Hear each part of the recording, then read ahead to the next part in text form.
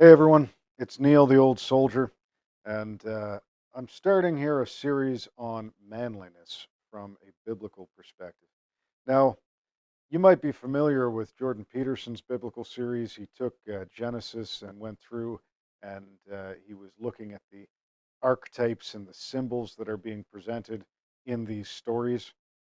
Well, I don't necessarily agree with Peterson's conclusions on all of those things, but I do agree that there are very important symbols and types presented to us in the Old Testament narratives and histories.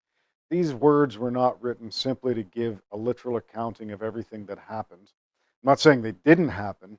I'm saying that the selectiveness of the Old Testament narratives make it very plain that what we are being told are specific tales that are giving us symbols and types of both good and evil. We have imagery which is plainly demonstrating to us that what we see are principles in these tales about what is good for us and what is bad for us. And especially this is true when we're talking about what a man ought to be.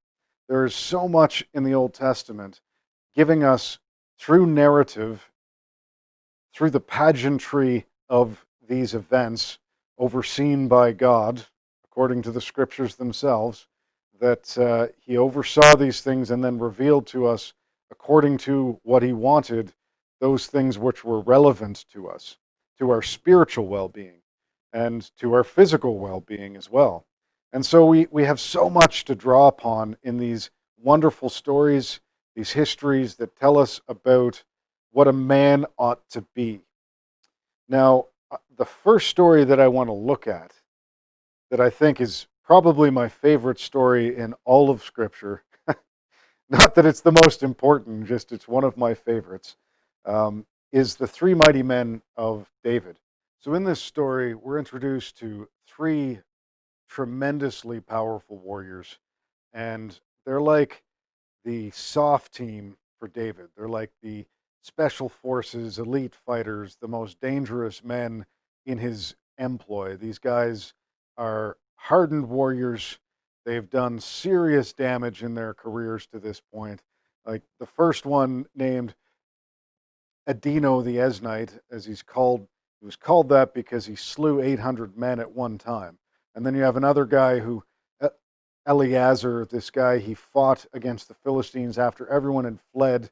He fought them until his sword couldn't be removed from his hand because the callus broke and his blisters, the blood fused his hand to the pommel of his sword as he fought all day long. And he actually made them retreat. And then there was this other guy, Shamu, took his spear and he stood alone against the Philistines and he fought them until they retreated. And so these guys are like serious heroes. They are like bad, bad killers. If you're the Philistines, you fear the names of these guys, right? They are like the equivalent of Achilles and Ajax from the Iliad, these men who were tremendously mighty in battle. And certainly, you know, you might think of the immortals of Persia, the thousand men who were the professional soldiery and the personal guard of the emperor. That's these guys, right? They're like serious, blooded, hardened men. The Philistines are this seafaring folk. They live on the coast. They're constantly fighting with Israel because they claim the same territory as the Israelites do. And typically they're fighting in the highlands around Jerusalem. They own the coastlands predominantly themselves. And at this point, they've taken over Bethlehem. Now, for some context, I lived in Jerusalem for a year and I lived in a little hotel just north of the old city of Jerusalem where David would have lived. And it was like 300 meters away, maybe from the northern gates of Jerusalem itself. And I would run sometimes to Bethlehem and back for a workout. It was about 20 kilometers to get there and back. So it's 10 kilometers or less from Jerusalem to the gates of Bethlehem. That gives you some context. Like, this is a serious problem. You have a foreign army, and they have taken over a stronghold within a few hours' trot to the capital of your nation. And so David has gone down to wage war, against them, and he's staying in the Valley of Rephaim, which is just nearby Bethlehem, at the cave of Adullam. And while he's there preparing to go to war, he longs for water from the spring that is at Bethlehem. And he says, "Oh, if someone could just give me a drink from the springs at Bethlehem, how it would satisfy my heart." So these three mighty men, these dudes, these serious killers, well, they love their king, and they deeply desire his affection. And so they decide that they're going to do this thing for him. So they sneak out of the camp and they go to Bethlehem. And it says that they fought their way through the Philistine garrison that was encamped there. They drew water from the well, fought their way back out of the encampment, and brought it back to David.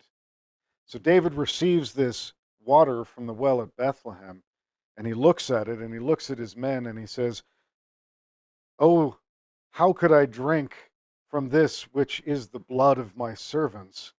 And then he pours it out on the ground to the Lord. Can you imagine being one of those uh, soldiers, and your first instinct, I'm sure, if you saw the king do that, would be, "Ah, but I just risked my life to give you this honor, right? I just risked my life." And according to the fact that David said that it would be drinking the blood of my servants, it's like I'm wounded. I have blood issuing from my body because I risked myself and got carved up going to fight for this water to give it back to you as a gift because you said you wanted it and you just dumped it on the ground. Now, there's something super important about this story, and you need to understand what it is. Because what this story is, it is a picture of the greatness that is to be had for a man in loyalty. You see, a great man is a man under a king. Great man is a great man under a great king. We don't like this image. It is totally counterintuitive to the modern man in his individualism to say that he needs a king to be great. But this is exactly what this story is showing you. It's that these great men, if they'd been just men of violence on their own, what would they have been? Bandits? Warlords that were setting up their own tribe? Maybe, you know? Perhaps they would have been mercenaries hiring themselves out to whatever cause paid the best because they were such capable men of violence. But under King David, they established a kingdom that would last for many generations. They established a tremendous and lasting work upon the earth, and their works were not just death, their works were life. They were able to pursue something of enormous value because they were attached to this higher ideal, which was the legitimacy of King David, that he would be the the muse for all of their violence, if you will. He is the one who inspired them to great works. And it's showing the kind of works that David inspired these men to do.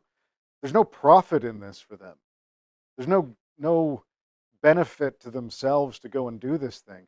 They did it to show how much they loved him, how much they respected him, and how they would risk their lives simply to satisfy his thirst and his desire for a pleasure.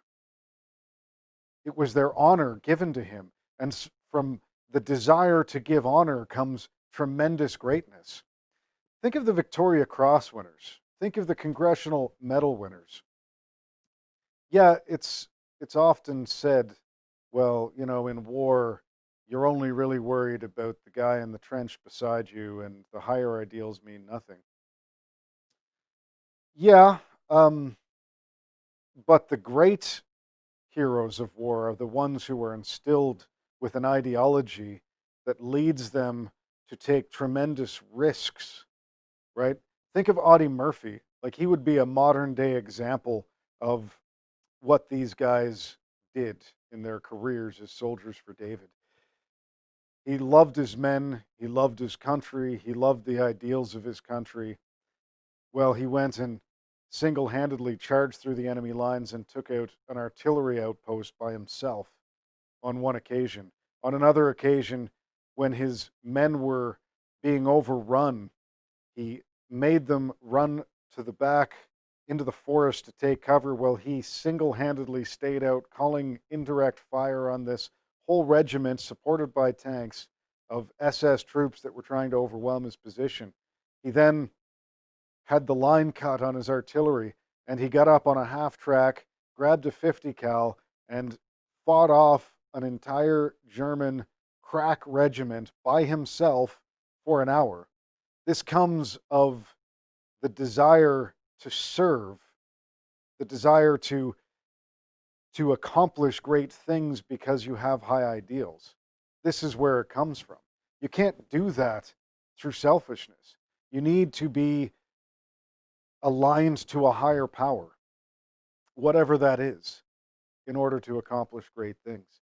Now, these men, their greatness was derived from their love of David and their desire for him to be great. If they could pour their lives into his greatness, then they would have accomplished everything that they could ever hope to accomplish.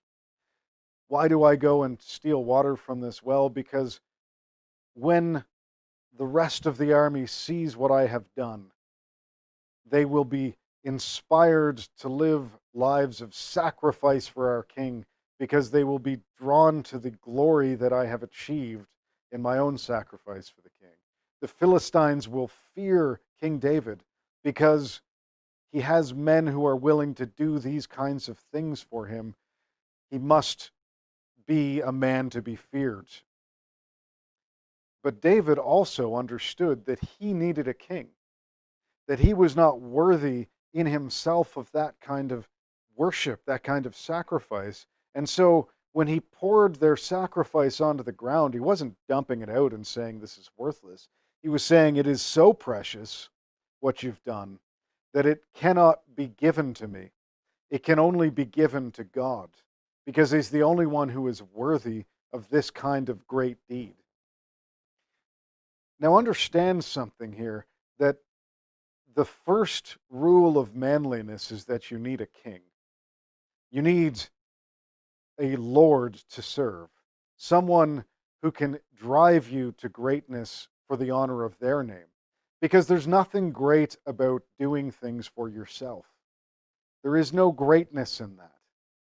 That is to be great in your own eyes and in the eyes of men, perhaps, but more likely to be feared in the eyes of other men. And the greatness that is achieved by serving yourself never satisfies. That's why all of these great men and rich men are not happy. They're never satisfied in that. But an act of service to somebody else that is truly selfless is the greatest act. No greater love hath any man than that he lay down his life for another. Right? That is true greatness, to be doing something great when there's nothing in it for you, because it is an act of service. But there's a problem. That is, no king is good enough for that kind of greatness. So to be a real man requires that you have a real king who is worthy of your service, and then you can do anything for him. And I encourage you to consider that the only man who was ever truly great and worthy of that kind of service was Jesus Christ. And that is the kind of king who can lead you to accept any kind of hardship, to endure without flinching the worst that the world can do to you, to go through it with a rictus smile on your face, knowing that he is worthy of this kind of service and this sacrifice. This is the start of manliness. Get a king who is worthy of your service, and then you can achieve great things. I know what it is to serve a mighty king. I know what it is to face hardship and to find that he was always worthy of what I had done and endured in this world. I know what it is to literally face death and to do it without flinching, with a smile on my face, knowing that my king is worthy. I encourage you to look for the same thing for yourself, and you may begin on a real journey of manliness unlike one that you have ever known. Cheers, gang. So I hope you enjoyed joining me on this little foray into plumbing the depths of the ancient biblical stories for their wisdom, so that we can kind of take that and apply it so that we can grow in ourselves as men together. If it seems odd to you what I said about needing a king, consider the difference between performing a sport with nobody in the stands versus when you do it with somebody that you deeply respect there, and the heights of performance that you would achieve when somebody that you really care about is watching. This is what it means to have God in the stand, to have a king that you're devoting your service to, is to have the best father you can imagine, whose honor you deeply cherish, watching over you while you do things, and you're performing those sports of life, striving to honor the king that you deeply admire. It's taken things to a whole different level, and I do urge you that this is the first step to manliness. Now, if you have any questions about that or comments that you'd like commented on, put them in the comments section, and I'm going to start doing a little video Q&A response. The long form answer in the comments section isn't great, so just throw them down, and after a couple of days I will answer your questions in a video response, a short little format like this, and try and give you the best biblical answer I can to what you're asking. So look forward to a future of conversation with everybody.